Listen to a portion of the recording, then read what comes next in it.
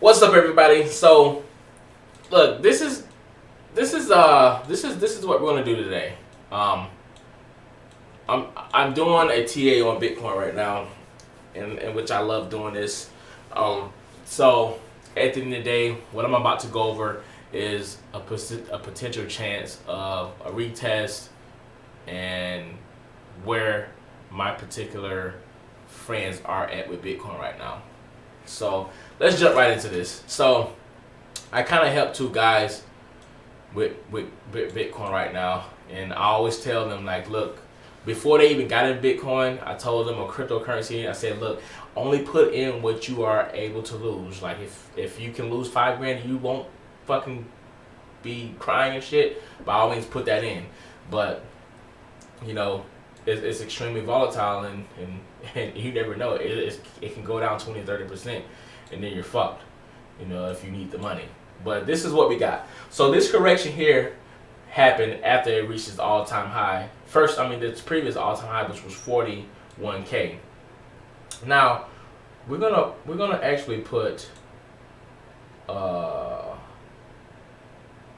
a support there too, because that was the previous all-time high.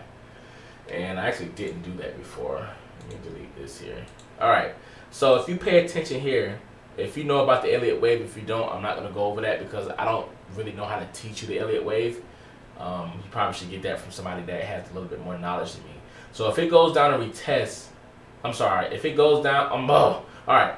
Yeah, I'm a little choked up right now. So with the Elliott wave, this whole entire wave here was a 3, and it came back down, and this would be your A, this would be your B, and this would be your C.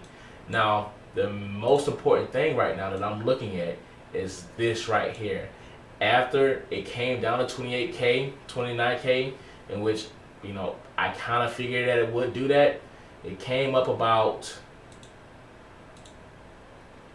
20%, and a lot of people thought, actually, it probably only reached 15%, and everybody was like, oh shit, Bitcoin is about to go to the moon, or maybe 10%. Nope. It came up 20%, and it ultimately came right back down and retested 29,000. Now, the only reason I'm comparing these two together because of the market cycles. Like, you know, I'm understanding what's going on right now, and you know, these are my speculations of what I think is going to come up next. So I definitely told one of my buddies to sell. I don't think we actually, did we? No, we didn't sell here. It went down, made that correction, and came back up, and we ended up selling around this area here, around about 49,000-49,000. And after that, it ultimately went right back down again, and this is where we bought back in at. We bought back in at about $29,000, and the reason we did that because I was watching this shit like a hawk.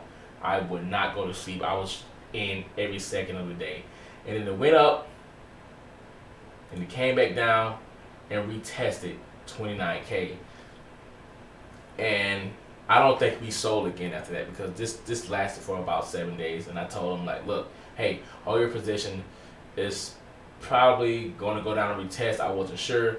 Then ultimately it did, and it came back and went to the moon. Not really to the moon, but to 58K. Now, comparing that previous correction to this one here, I'm seeing the same exact patterns.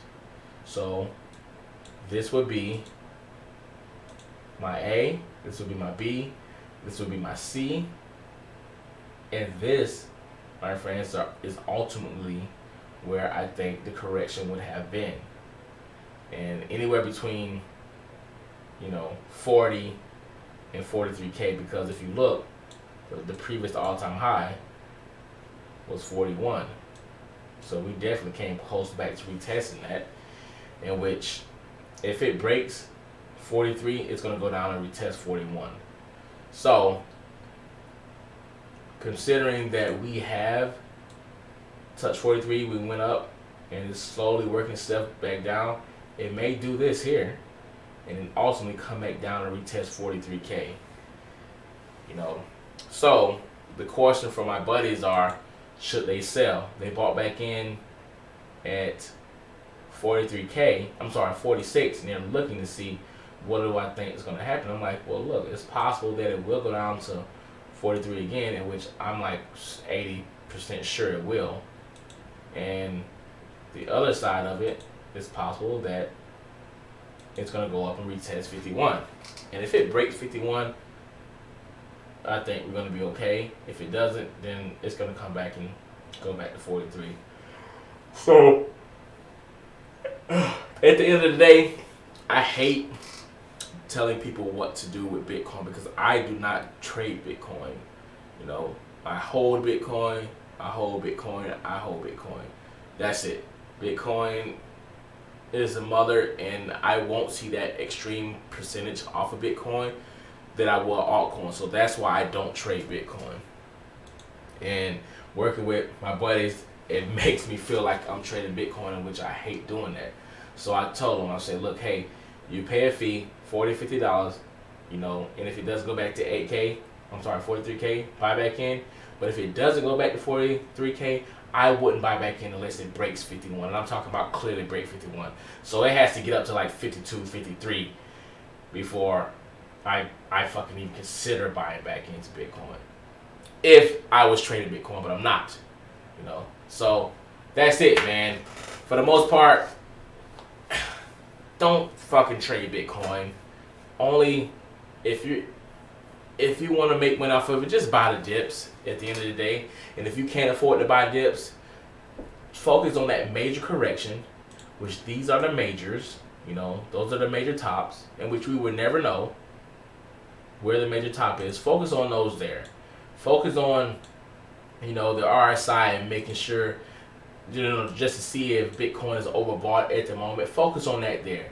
And if you make that, you know, decision to sell, if you think it's the high and it does go back down, be happy about it, you know. So, I mean, at the end of the day, I don't know what to say about trading Bitcoin because I don't trade Bitcoin at all. I trade altcoins. But hey, that's it for today. I gotta do my fucking taxes right now. But hey, y'all have a wonderful night, wonderful evening. If you're watching my videos, hit that subscribe button, hit that like button as well. Follow me on Facebook at BlackBTCNER. And we are out.